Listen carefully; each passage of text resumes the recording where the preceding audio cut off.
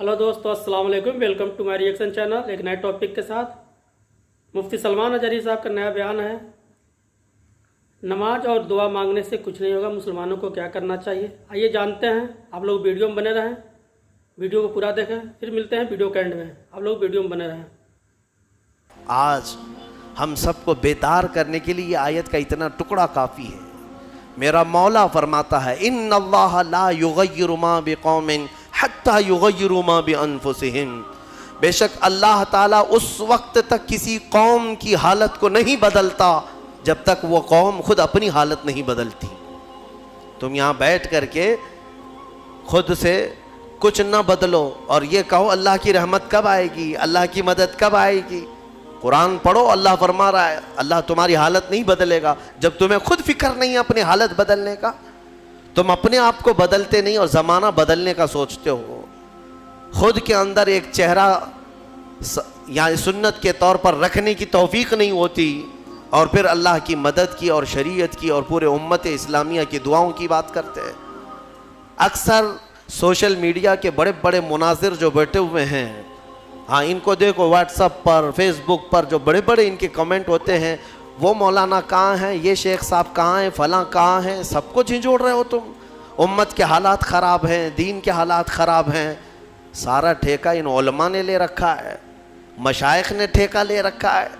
कुरान तो तुम्हारे लिए उतरा है, सबके लिए उतरा है। जब कुरान बार बार झिझोड़ कर कह रहा है कि तुम अपने आप को बदल लो, खुद को बदलते नहीं और इल्ज़ाम अपने बड़ों पर रखते हो।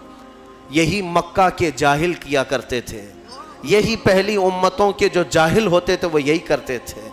खुद को बदलना नहीं होता तो अपने बड़ों को कोसते रहते थे, उनकी वजह से हम ऐसे हैं। वो लोग ही नहीं कर रहे हैं, मौलाना लोग कुछ भी नहीं कर रहे हैं, मशाइख कुछ भी नहीं कर रहे हैं। मेरे अजीज़ों, ये बोलना अब ख़त्म कर दिया जाए। क्या तुम्हारे लिए शरीयत वाज़ेह मौजूद नहीं है?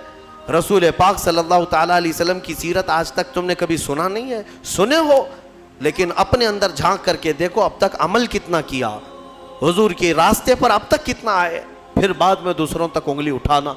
कुरान ये कहता है कि अल्लाह ताला उस वक्त तक तुम्हारी हालत नहीं बदलेगा जब तक तुम खुद अपनी हालत नहीं बदलते। इस पर मैं एक वाक़या अर्ज़ करता हूँ। बगदाद मुक़द्दस में एक बड़े बुज़ुर्ग थे, मोहम्मद जाम रदी अल्लाह ताला, बड़े पाए के बुज़ुर्ग हैं, साहब करामत बुज़ुर्ग गुज़रे हैं। ये वो दौर था जब हलाकू बादशाह पूरी दुनिया में अपनी दरिंदगी फैला चुका था, जहाँ जाता था कत्ले आम करता था, यके बाद दीगरे वो मुल्क फतह कर रहा था, लाशों के अंबार लगा रहा था। उसकी कुर्सी तो लोगों की लाशों पर ही लगती थी। हलाकू नाम सुना होगा आपने, बड़ा जालिम बादशाह। और ये जंग करते करते जब इसका टारगेट बगदाद हो गया, बगदाद उस वक्त मरकज़े इस्लाम कहलाता था, उलमाए दीन वहाँ पर कसरत से हुआ करते थे, इल्म की बड़ी बड़ी दरसगाहें वहाँ पर मौजूद थी, दानिश्वर वहाँ मौजूद थे, सूफिया मौजूद थे। तो बगदाद में बड़ी बड़ी पुरानी तारीख़ी किताबें मौजूद थीं। बगदाद को उसने टारगेट बनाया। सुनिए, बगदाद को जब टारगेट बनाकर अपनी फ़ौज लेकर वो बगदाद पर चढ़ाई करने के लिए निकला तो बगदाद से काफ़ी फासले पर पड़ाव किया, अभी काफ़ी दूर था, और उसने अपने 2 सिपाहियों को भेजा कि बगदाद का मुआयना करके आओ, देख आओ लोकेशन क्या क्या कैसा है। तो उसके सिपाही जब बगदाद के लिए निकले तो लोगों में हलचल मच गई, बहुत सनसनी फैल गई कि हलाकू करीब आ चुका है और बगदाद को तबाह करने वाला है, क्योंकि सब तबाहियाँ उन्होंने देख ली थी।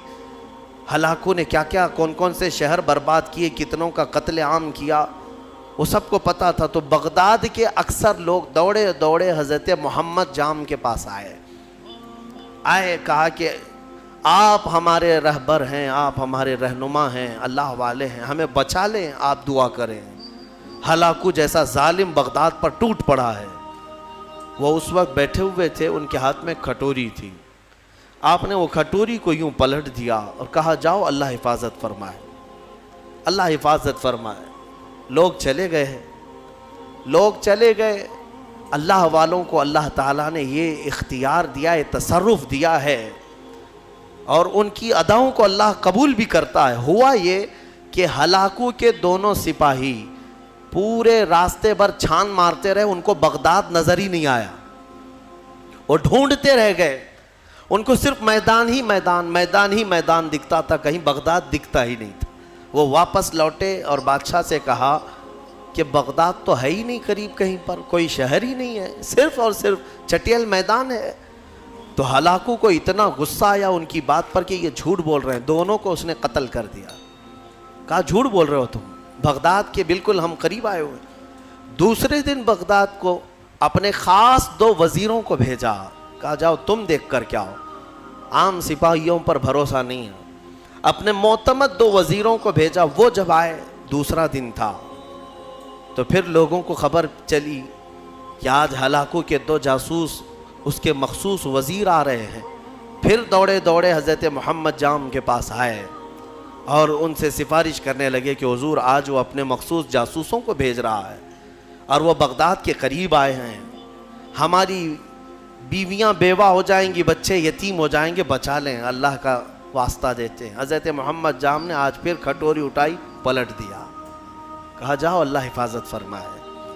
چلے گئے. وہ 2 وزیر بھی گھوم پھر کر کے گئے, انہیں بھی بغداد نظر نہیں آیا, صرف چٹیل میدان. اللہ والے اپنے کوزے سے جسے چاہے چھپا لے. واپس وہ شام کو لوٹے, ہلاکو کے پاس کہے سچ کہہ رہے تھے وہ دونوں سپاہی, ہمیں بھی بغداد نظر نہیں آیا, ہم غلط راستے پر تو نہیں آئے. بادشاہ کو اب غصہ بھی تھا اور تجسس بھی بڑھ گیا کہ ایسا کیسے ہو سکتا ہے. اس نے کہا اب معائنے کی ضرورت نہیں, مجھے یہاں سے بغداد کی روشنی نظر آ رہی ہے اور تم کو قریب سے بغداد کیوں نہیں نظر آیا. تو پھر تیسرے دن اس نے فوج کی تیاری کر لی کہ نہیں اب معائنے کی ضرورت نہیں, ساری فوج ہی چل پڑے, میرے ساتھ ساتھ چلو اور حملہ ایک ساتھ کیا جائے گا بغداد پر. تیسرے دن صفیں لگ گئیں. ہلاکو اس کی سپہ سالاری کر رہا, سربراہی کر رہا تھا, اور جب بغداد کی طرف وہ طبل بجاتے ہوئے, نقارے بجاتے ہوئے نکلے, اب پھر بغداد والوں میں سراسیمگی پھیل گئی. اب یہاں پر دوڑ بھاگ, سارے ادھر ادھر کھلبلی مچ گئی. پھر دوڑے دوڑے حضرت محمد جام کے پاس آئے. مومنین کا ایک بڑا مجمع آیا, سب رونے لگے, کہا کہ حضور بچا لیں بغداد کو, یہاں امانتیں ہیں بزرگوں کی, یہاں مسلمانوں کا مرکز ہے, بچا لیں. حضرت محمد جام تیسرے دن ان کے ہاتھ میں کھٹوری تھی, وہ پلٹ رہے تھے, غیب سے ندا آئی کہ اے میرے بندے اب رک جاؤ, اب رک جاؤ, کب تک تم انہیں اس طرح سے بچاتے رہو گے, انہوں نے اب تک اپنی حالت نہیں بدلی, ان کو اپنی حالت پر چھوڑ دو. حضرت محمد جام کو حکم ہوا, غیب سے ندا آئی, انہوں نے وہ کھٹوری چھوڑ دی, نہیں پلٹا. پھر اس کے بعد ہوا یہ کہ ہلاکو بغداد میں داخل ہو ہی گیا اپنی فوج کو لے کر, اور ایسی تباہی مچائی, ایسی تباہی, اللہ کی پناہ. 1 مہینے تک بغداد میں صرف چیخ ہی چیخ تھی, آوازیں ہی آوازیں تھیں. جس طرف سے گزرتے لاشوں کا انبار تھا, گھر بار جلائے جا چکے تھے, اسلامی ذخیرہ جو لائبریریاں تھیں وہ جلا کر راکھ کر دی گئی, دریائے دجلہ کا پانی پورا خون سے لال ہو گیا تھا, اور گھوڑے دوڑتے تھے بغداد کی گلیوں میں تو مسلمانوں کے خون سے گھوڑوں کے ٹاپ بھیگ جاتے تھے.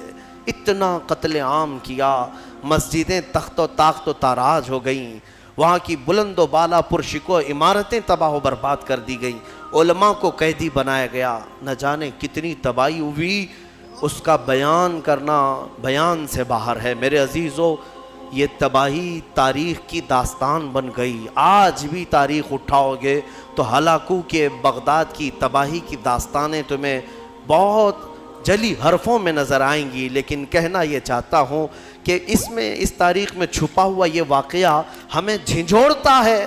اللہ والے بھی, اولیاء کرام بھی اس وقت تک بچاتے رہتے ہیں جب تک تمہارے سدھرنے کی امید ہو. پھر ایک وقت ایسا آتا ہے کہ مولا تعالیٰ خود منع کر دیتا ہے کہ اے میرے محبوب بندو, ان کی حفاظت بھی مت کرو, ان کو اپنے حال پر چھوڑ دو, ان کو اپنے حال پر چھوڑ دو, کہیں وہ نوبت نہ آنے پائے, وہ وقت آنے نہ پائے.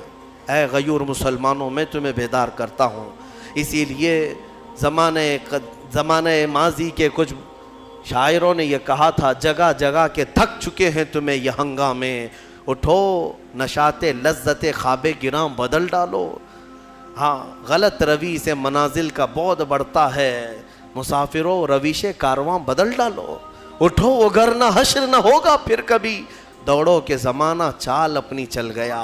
आज तुम्हें पता है तुम्हारी तबाही के मंसूबे, उसके ताने बाने पूरे बुने जा चुके हैं, तुम्हारे खात्मे की मंसूबे मुकम्मल किए जा चुके हैं, और तुम आपस में यहाँ गत्थम गत्था हो। तुम यहाँ पर अब तक अपने ताश के पत्ते छोड़ने को तैयार नहीं, तुम्हारे शराब की दुकानें बंद नहीं हो पाती, तुम्हारे नशे की आदतें ख़त्म नहीं हो पाती। कहाँ गया वो गयूर नौजवान? जब मेरे आका सल्लल्लाहु ताला अलैहि वसल्लम तन्हा आवाज़ देते थे तो सुहाग रात छोड़ करके हंजला जैसा जवान भी मैदान में आता था, अपनी आज की दुल्हन को छोड़कर निकल आता था। कहाँ गया वो हमारा नौजवान? बूढ़े भी अपने वक्त में, तुम्हें पता है बद्र की रात को दूसरे दिन जाना है, मदीने के एक घर में बाप और बेटे में झगड़ा हो रहा है। किस बात पर? बेटा कहता है मैं रसूल पाक के साथ जाऊंगा, बाप कहता है नहीं मैं जाऊंगा।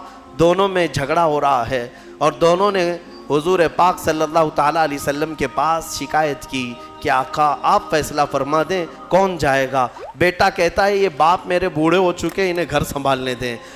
बूढ़े कहते हैं नहीं मेरा हक ज़्यादा है, मैं उम्र वाला हूँ, इसका तजुर्बा कम है, मैं आपके साथ जाऊँगा। ये खेलने के लिए मुकाबला नहीं हो रहा है, जान देने के लिए मुकाबला हो रहा है, गर्दनें लेकर के निकलने वाला है। हुजूर पाक ने फरमाया कुरान अंदाजी कर लो, कुरान अंदाजी कर लो, नाम निकालो। कुरान अंदाजी की गई तो बेटे का नाम निकला। बाप ने कहा मैं ये कुरान नहीं मानूंगा, और एक बार कुरा करो। दोबारा कुरान अंदाजी की गई, फिर जवान बेटे का नाम निकला।